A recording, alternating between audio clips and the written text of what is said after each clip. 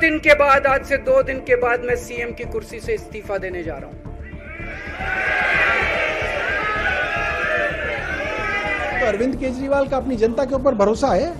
Arvind Kejriwal risk लेने के लिए जाने जाते हैं। अरविंद केजरीवाल वो आदमी है जिन्होंने इनकम टैक्स की नौकरी छोड़ के 10 साल तक झुग्गी झोपड़ियों के अंदर काम किया। हिंदुस्तान या पूरे विश्व में इस तरीके का उदाहरण आपको नहीं मिलेगा कि एक मुख्यमंत्री अदालत से बेल पाने के बाद खुद ये फैसला करता है कि अदालत ने तो मुझे बेल दे दी, मगर मेरी जनता जिस दिन मुझे अग्नि परीक्षा के अंदर पार उतारेगी उस दिन इस कुर्सी पे बैठूंगा।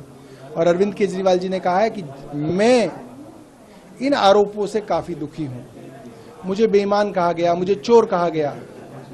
मैं अपनी जनता की अदालत में जाऊंगा और ये कहूंगा कि अगर मैं ईमानदार हूं तो आप मुझे वोट दीजिए और मुझे इस कुर्सी पे बिठाइए, और अगर मेरे को आप वोट नहीं देंगे तो मैं इस कुर्सी पर नहीं बैठूंगा। बीजेपी कह रही कि मैंडेट तो इससे पहले भी मिल चुका है, जब लोकसभा का चुनाव हुआ, साजिश से आपकी हार हुई, वो भी इन आरोपों के बाद ही चुनाव हुआ था। देखिए, भारतीय जनता पार्टी को कुतर्कों की आदत है। कुतर्क के अलावा भारतीय जनता पार्टी कुछ नहीं सीख सकती। क्या वो चुनाव अरविंद केजरीवाल को मुख्यमंत्री बनाने का चुनाव था? वो चुनाव देश में प्रधानमंत्री बनाने के लिए था, और अरविंद केजरीवाल प्रधानमंत्री के ना दावेदार थे ना उम्मीदवार थे। तो वो एक अलग चुनाव था, ये एक अलग चुनाव है। पिछले 3 बार से दिल्ली की जनता भारतीय जनता पार्टी को लोकसभा में वोट देती है और विधानसभा में 3 सीटें देती है, 8 सीटें देती है। तो भारतीय जनता पार्टी को सच्चाई मालूम है। सीएम ने नवंबर में चुनाव कराए जाने की वकालत की, उन्होंने इसकी मांग की। आपको लगता है कि विधानसभा भंग किया जाना चाहिए? अब आप लोगों की तरफ से इसका क्या प्रस्ताव जाएगा? देखिए, आम आदमी पार्टी हमेशा ये कहती है चाहे फैसला कोर्ट का हो या जनता को तुरंत होना चाहिए।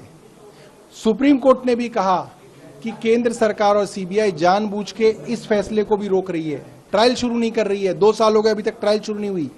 केंद्र सरकार चाहती है ट्रायल शुरू ना हो, फैसले ना हो। विधानसभा भंग किया जाएगा ताकि ये हम रिकमेंडेशन कर रहे हैं, हम कह रहे हैं केंद्र सरकार को कि जल्द से जल्द चुनाव कराया जाए। हम इंतजार करेंगे।